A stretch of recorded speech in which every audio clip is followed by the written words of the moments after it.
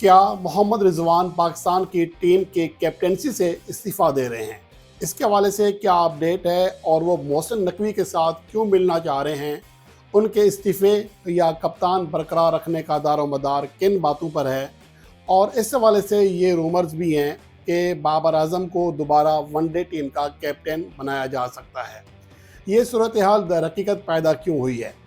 उसके ज़्यादा जो असरात हैं वो ये हैं कि एक तो पाकिस्तान क्रिकेट टीम की परफॉर्मेंस बहुत बुरी है, और लेकिन मसला ये है कि हमेशा की तरह उन लोगों को कुर्बानी का बकरा बनाने की कोशिश की जाती है जिनका किरदार होता ही नहीं है। जैसा कि आईसीसी चैंपियंस ट्रॉफी से जो तमाम मामलात थे टीम सिलेक्शन के, प्लेइंग 11 के, हत्ता के टॉस जीतने के बाद पहले बैटिंग करनी है या बॉलिंग, ये तमाम इख्तियारात आकिब जावेद के पास थे। और मोहम्मद रिजवान एक डमी कैप्टन हैं और उनका काम सिर्फ टॉस करना होता है। और इस लिहाज से देखा जाए तो अच्छा, ये पहले बिल्कुल ऐसा नहीं था। पहले ऐसा नहीं था क्योंकि बाबर आजम के पास मुकम्मल इख्तियारात होते थे, और अगर बाबर आजम के ऊपर तनकीद होती थी कि पाकिस्तान की टीम क्यों नहीं जीत पा रही है, तो वो एक तरह से सही इसलिए होती थी कि तमाम इख्तियारात, तमाम फ़ैसले बाबर आजम करते थे। रमीज़ राजा के दौर में बिल्कुल ऐसा था, लेकिन रमीज़ राजा के जाते ही नजम सेठी के दौर में जो नीचे काम करने वाले लोग हैं उन्होंने इसी चीज़ को सबसे ज़्यादा हवा दी, और बाद में ये प्रोसेस चलता रहा। और मोहसिन नकवी के दौर में ये कहा गया कि प्लेइंग 11, टीम की सिलेक्शन और पिच पर अपनी राय देना, पहले बैटिंग करनी है या बॉलिंग, ये तमाम चीज़ें हेड कोच और सिलेक्टर करेगा। और उसी वजह से मसला सिर्फ ये था कि इस तरह होता है कि कैप्टन नए प्लेयर्स को मौका नहीं देता। हालांकि ये एक अलग बहस है, इसके ऊपर मैं एक अलग वीडियो, एक अलग व्लॉग करूँगा। लेकिन बहरहाल ये बाबर आजम के हवाले से बात की गई और मोहसिन नकवी ने इसको गो हेड दिया कि ठीक है, अब सिलेक्शन भी आप करेंगे, प्लेइंग 11 भी आप बनाएंगे और तमाम तर फैसले भी आपके होंगे। उसका नतीजा क्या निकला कि पाकिस्तान टीम बहुत बुरे अंदाज में हारना शुरू हुई। दौरा ऑस्ट्रेलिया में जो गो के वहाँ पर आकिब जावेद नहीं थे, वहाँ पर भी 4 बॉलर्स के साथ खेला गया, लेकिन वहाँ की कंडीशंस पाकिस्तान को सूट कर गई। पाकिस्तान के बॉलर्स ने बेशतर मैचेस में 40 ओवर तक मैच ही ख़त्म कर दिया था। तो इस वजह से पाकिस्तान टीम 22 साल के बाद वहाँ पर फतह हासिल करने में कामयाब रही।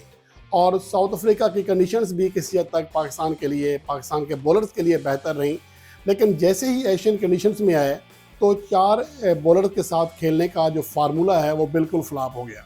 और यहाँ पर एक तो फास्ट बॉलर को मार पड़ी, और दूसरी अहम बात ये थी कि डेथ ओवर्स में भी हमें पार्ट टाइमर के साथ बॉलिंग कराना पड़ी, जिसकी वजह से डेथ ओवर्स में 10 से 12 रन फी ओवर हमारे खिलाफ रन्स बने, और यही वो चीज़ थी जो कि हमारी शिकस्तों की वजह बनती आ रही है।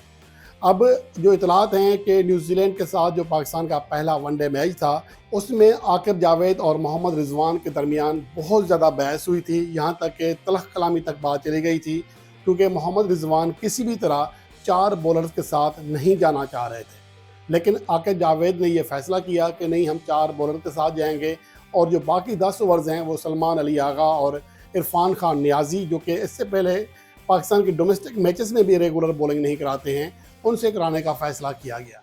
और ये फ़ैसला बहुत बुरा साबित हुआ पाकिस्तान के लिए। इन दोनों बॉलर्स ने अपने 5 ओवर्स में, यानी मजमूई 10 ओवर्स में 118 रन दे दिए, और यही चीज़ थी जो कि पाकिस्तान की शिकस्त की सबब बनी, क्योंकि उससे पहले पाकिस्तान की जो बॉलिंग लाइन है या पाकिस्तान के बॉलर्स हैं वो मैच पर हावी थे। तो वो मैच पाकिस्तान की जो शिकस्त की वजह बनी वो यही थी। तो उसके बाद भी काफ़ी फ़ैसले हैं, टास्क के हवाले से हैं, प्लेइंग 11 के हवाले से हैं, जिस पर मोहम्मद रिजवान खुश नहीं है। अब वो चेयरमैन पीसीबी से मिलने वाले हैं और वो उनके सामने अपनी बात रखेंगे कि जो टीम की शिकस्तें हो रही हैं, दर हकीकत इसकी वजह क्या है। अगर उनको ऐसे ही रखना है, सारी जो कमांड है, सारे जो फ़ैसले हैं, इख्तियारात हैं, वो आकिब जावेद के पास हैं, तो उन्हें इस ओहदे पर रहने का कोई जवाज़ नहीं है। और मेरे ख्याल में ये बिल्कुल सही है, और मुझे ये भी लगता है कि इसीलिए ये किया जा रहा है कि आकिब जावेद और शायद मोहसिन नकवी भी ऐसा ही चाहते हैं। और ये सारी जो शिकस्तें हुई है पाकिस्तान को, वो इसी मकसद के लिए थी। और मोहसिन नकवी फौरी तौर पर जो बता रहे हैं, हालात बता रहे हैं कि वो यही कहेंगे ठीक है फिर आप रिज़ाइन कर दें। तो उसके बाद सलमान अली आगा पाकिस्तान के नए वनडे कैप्टन भी बन जाएंगे। अब यहाँ मसला ये है कि आकिब जावेद की जो चीज़ है उसके अंदर मैं पहले बता चुका हूँ कि उनके अंदर बाकी कोई एबिलिटी हो ना हो, ये ज़रूर है कि वो ऊपर के लोगों से काम निकलवा लेते हैं और उनके ताल्लुकात वहाँ हैं जहाँ हम सोच भी नहीं सकते। तो इसलिए लाहौर कलंदर में जब तक थे तो थे, टीम आखिरी पोजीशन पर रहती थी लेकिन कोई उन्हें हटाने का सोच भी नहीं सकता था। और अब यही पाकिस्तान क्रिकेट बोर्ड में है। तो आकिब जावेद शिकस्तों के बावजूद, हालांकि सारे फैसले उनके हैं, उसके बावजूद वो मजबूत पोजीशन में हैं। और दूसरी अहम बात यह है कि बाबर आजम जो मीटिंग करने जा रहे हैं इसमें भी ये चीज़ डिस्कस हो सकती है, क्योंकि पहले से चेयरमैन पीसीबी को आगाह कर दिया गया है कि जो मोहम्मद रिजवान हैं वो शायद कंफर्टेबल नहीं है और आगे चलकर वो रिज़ाइन भी कर सकते हैं। तो इसलिए सलमान अली आगा के अलावा बाबर आजम के दोबारा वनडे कैप्टन बनने का जो ऑप्शन है वो भी खुला रखना चाह रहे हैं। तो देखना ये है कि अगली ये दो मीटिंग्स होती हैं, इसमें क्या इसका आउटपुट आता है। क्या मोहम्मद रिजवान अपनी बात से कायल कर सकेंगे चेयरमैन पीसीबी को, जिसका इम्कान ना होने के बराबर है। तो यूँ लग रहा है कि मोहम्मद रिजवान का कैप्टनसी का दौर ख़त्म हो रहा है, जो कि अभी चंद माह पहले ऑस्ट्रेलियाई सरजमीन पर 22 साल के बाद वनडे सीरीज़ जीतने में कामयाब रहे और साउथ अफ्रीका में क्लीन स्वीप करने वाली दुनिया की पहली टीम के कैप्टन बने।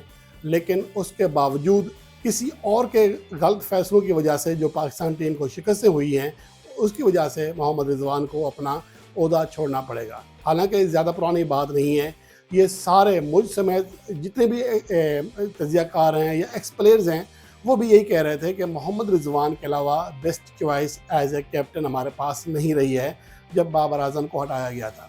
और आकिब जावेद तक यही कहते थे, वसीम अकरम ने यही कहा, वकार यूनिस ने भी यही कहा, सभी इस बात पर मुतफिक थे। लेकिन आज उस कैप्टन को जो कि लगातार 4 सीज़न में मुल्तान सुल्तान को फाइनल तक ले जाने में कामयाब रहा, सबसे बेहतरीन नताइज दिए हैं लेकिन इसके पाकिस्तान सुपर लीग में, लेकिन इसके बावजूद किसी और के गलत फैसलों की भेंट उन्हें चढ़ाया जा रहा है। तो मुझे लगता है कि इस तरह पाकिस्तान क्रिकेट आगे नहीं बढ़ सकेगी गलत फैसलों की वजह से, क्योंकि अभी सलमान अली आगा की अपनी एबिलिटी के ऊपर बहुत बड़ा सवालिया निशान है, उनकी कप्तानी के ऊपर बहुत बड़ा सवालिया निशान है। तो सारा कुछ तकिया कन उनके ऊपर कर देना मेरे ख्याल में सही नहीं है। लेकिन मसला ये है कि हमारे यहाँ जो पसंद है, जो अच्छा है, उसकी हर बुराई छुपा ली जाती है। आप शान मसूद को देख लें, इतनी बुरी शिकस्तें, दुनिया का कोई कैप्टन इतना बुरा आगाज़ किसी ने नहीं लिया। पाकिस्तान में तो सवाल नहीं पैदा होता, 6 के 6 पहले टेस्ट मैच हारे, बांग्लादेश के खिलाफ होम सीरीज़ में क्लीन स्वीप करवाया और उनके नतीजे आपके सामने, कोई रिज़ल्ट नहीं दे सके मासवाए इंग्लैंड के खिलाफ और 2 टेस्ट और वेस्ट इंडीज़ के खिलाफ 1 टेस्ट मैच जीतने के। साउथ अफ्रीका में पाकिस्तान को शिकस्तें हुई, वेस्ट इंडीज़ के खिलाफ आखिरी टेस्ट मैच में पाकिस्तान को शिकस्त हुई। उसके बावजूद शान मसूद की कैप्टनसी गुड है, उसको हटाने का नहीं सोचा जा रहा, और जिसको सोचा जा रहा है उसने 4 माह पहले आपको ऑस्ट्रेलिया और साउथ अफ्रीका में 2 बड़ी सीरीज़ जितवाई हैं। और जिस वजह से हटाया जा रहा है उसकी वजह भी वही नहीं है, यानी कि टीम के जो गलत फैसले हुए जिसकी वजह से पाकिस्तान टीम हारी, जिसने ये फैसले किए हैं वही मोहम्मद रिजवान को हटा रहा है। तो इसका मतलब ये है कि ये सारी शिकस्तें एक तरह से प्री प्लान लगती थी, क्योंकि ऐसा पॉसिबल नहीं है कि इतने गलत फैसले टास के हवाले से, प्लेइंग 11 के हवाले से इतने गलत फैसले कैसे किए जा सकते हैं। खुशदिल शाह जिसने अपनी आखिरी दोनों इनिंग्स में रन्स किए, बॉलिंग में अच्छे रहे, उनकी जगह इरफान खान नियाजी और तैयब तहर खेलते रहे, और जिस प्लेयर्स ने रन्स किए हुए थे वो बाहर बैठा हुआ था। तो ये फैसले समझ में ना आने वाले हैं। लगता है ऐसा है कि सारे मोहम्मद रिजवान की कप्तानी में शिकस्तों का इंतज़ार कर रहे थे, उसके बाद जो अपना फैसला है या पस पर्दा जो प्लान है उसके सामने आने का वक्त हुआ चाहता है।